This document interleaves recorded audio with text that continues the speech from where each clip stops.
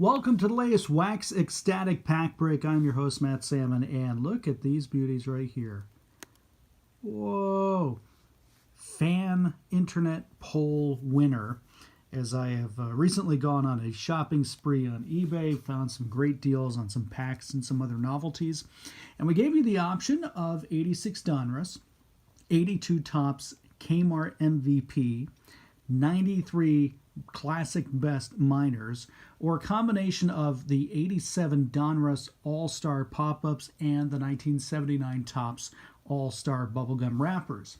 And much to my surprise, actually this shouldn't be a surprise because a lot of people like this, but I was kind of surprised that it was so close between 86 Donruss and the 82 Topps Kmart MVP cards. Distant third and fourth, respectively, were the minor league cards, and then the 87 All-Star and Gum package. But 86 Donruss with 42% of our vote, just edging out the Topps MVP cards with the co-op from Kmart from 1982.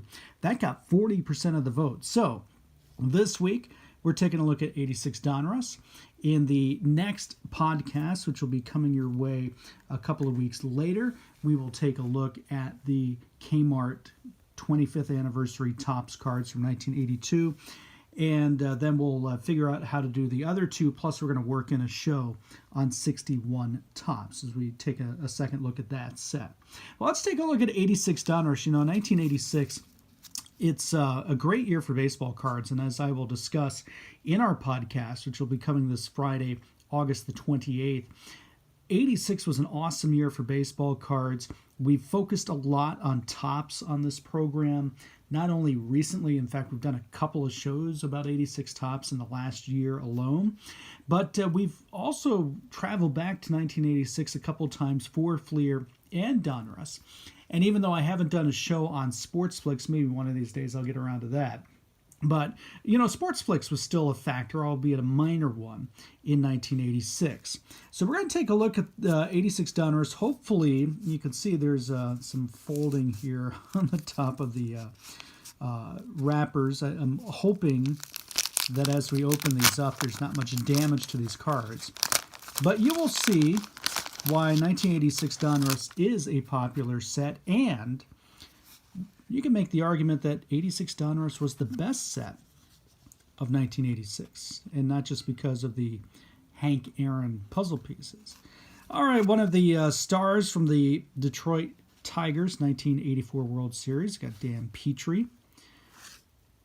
Jason Thompson of the Pirates. Look at that uni combo. This was the dying days of the Pittsburgh Pirates Bumblebee uniforms, the combination. So you have the gold helmet, the white top without the pinstripes, and the black pants. What I do love most about the Pittsburgh Pirates at this point in time, they were still utilizing the kind of the old-fashioned Pirates of the Caribbean wanted poster logo. I love that secondary logo, very underrated. We've got Billy Hatcher, the Chicago Cubs. Murph, very happy Dale Murphy. Another great logo here, Chief Nakahoma. The Hall of Famer, The Rock, Tim Raines. Calvin Schiraldi with the Mets. Of course, part of the very big World Series that would happen in 1986. We've got Mike Lego Gallego. This is a rookie card. This was actually worth something back in the day. I remember the Gallego rookie card was actually worth like $1 back in the early 90s. Let's take a quick look at the card here. Let's pause for a second. So you look at the Gallego card. Great color, too, with the A's. They were in a bit of a transition, too, with their uniforms. But one reason why I love the 86 Donruss set is it has what I call the Max Headroom look. And if you recall what Max Headroom was, it was first an ad campaign, but also a TV show. And you have just kind of this, background vertical hold, or horizontal hold, I guess I should say, the stripe pattern in the background. But you also have these very sharp angles to these cards here, this kind of diagonal presentation of the photograph, as well as the Donruss logo. And this was the first year that Donruss ditched the D logo that it had used since 1981, that lowercase d, which has now actually come back thanks to Panini. But, this was where Donruss just started using this plain, name of the company and the year that the card was made. And I've always liked this. This is very representative of the times. This was Reaganomics, MTV, like I said, Max Headroom. This has a very 1986 Tears for Fears kind of look to it. Your Dire Straits, money for nothing. And let's quickly, flip the card over here. And the basic design that Donruss had been using since 1985, and it's very similar to what they were using since 1982, a very basic recent Major League performance, so they would have up to 5 years. You also had contract status, how acquired, some brief career highlights as well, and then the personal information of the player up top. So, a very quick summary. I've never been a fan of the summaries. But, Donruss did make it work for many years. And I've always loved this light blue color on the back of the card, very reminiscent of 65 Topps. And as you can see, as we pair it next to the Matt Young card next to it, as you can see, very complementary here. You've got the darker blue standing out on the top and then the front, and then the light blue on the back. Donruss did use blue on the back, although I believe it was a slightly darker blue in the 1988 set. So here's Matt Young. Speaking of great logos, I've always preferred this Seattle Mariners Trident over the early 70s. Reggie Jackson, must kill the Queen. Great action shot there of Jackson showing the pounds later on in his career. And this is a great example of why the recent Major League performance just didn't work. I mean, this is Reggie Jackson, Hall of Famer. He had over 500 home runs at this time, had over 2,400 hits, had a couple of World Series under his belt too. Actually, more than a couple. That's right. He had 5. 3 with the A's and then a couple with the Yankees. You can't just boil it down to just 5 lines here. I always thought that was a disservice. Our Diamond King for this pack is Gary Ward of the Texas Rangers.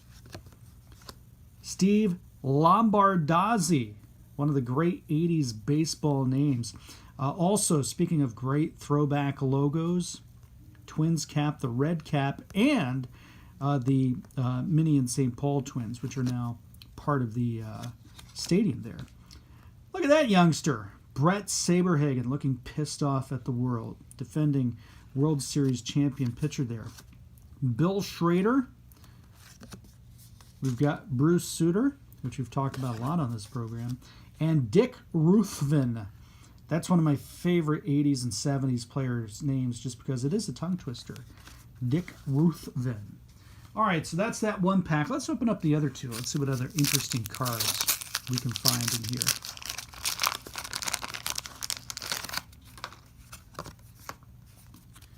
Billy Beane.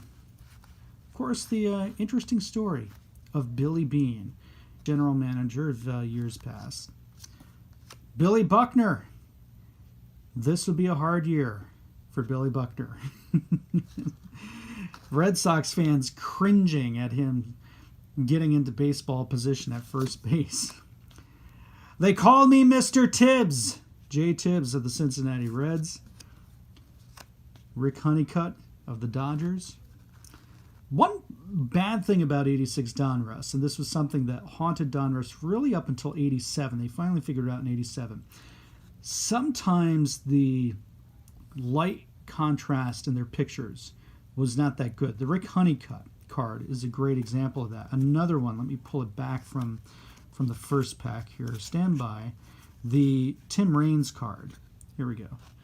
The shadows on the dark blue Expos jersey and just kind of the darkness of the picture, everything kind of blended in.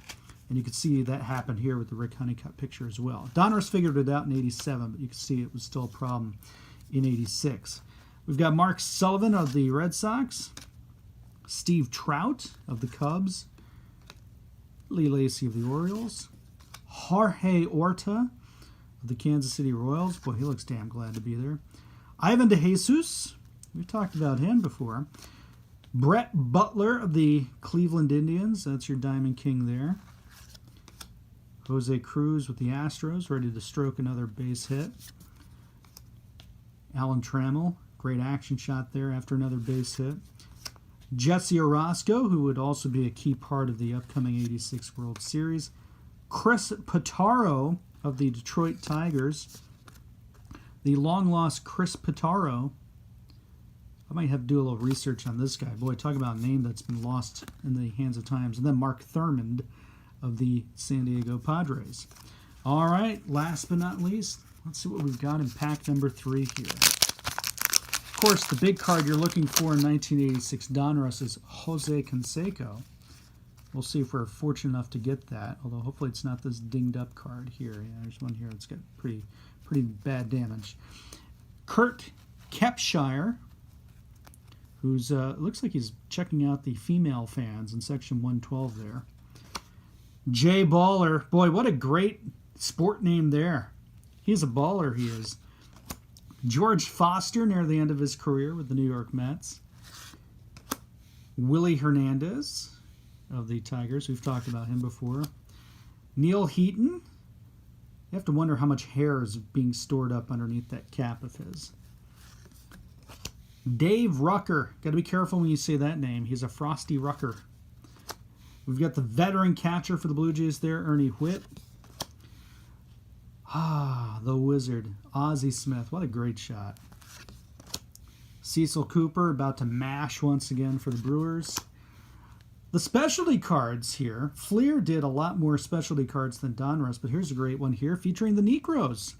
Phil and Joe, the Knuckle Brothers, as it's pointed out here. And if you're into long reads, you would find that on the back of that card. Danny Darwin. Boy, Danny Darwin bounced around a lot in the big leagues. I forgot about his time with Milwaukee. Don Ace. That's correct, kids. It is not Don Ass. It is Don Ace. Luis Gallo. We've got Freddie Tolliver, the ubiquitous player to be named later. And, again, the card with just a little bit of damage to the corner there. Unfortunately, Jim Gantner. All right, no Cansecos, but we got quite a few Hall of Famers here. So let's see. We got Ozzie Smith. What else we got here? Let me go flipping through these here. Murph, who should be in the Hall of Fame. Tim Raines. Reggie Jackson. Not a Hall of Famer, but honorable mention for Brett Saberhagen. Here is a Hall of Famer here. Bruce Sutter. Let's see. The late Bill Buckner. There's one more in here. Oh, yes, Alan Trammell. I got to get Alan Trammell in there. So, a lot of great, fun cards here. And we're going to talk about this pretty unique, fun set as well. 86 Donruss, as I've argued, you could say it is the best set of 1986. Although I would have to argue Fleer probably holds a slight advantage. But we will discuss in even greater detail in our next podcast. Again, this Friday, August the 28th, it drops at noon Eastern via Audio Boom and all of our platforms for the podcast. I'm Matt Sammon, your host of Wax Ecstatic. Thanks for tuning in today, and we'll help you go through the memories of 86 Donruss in our next show.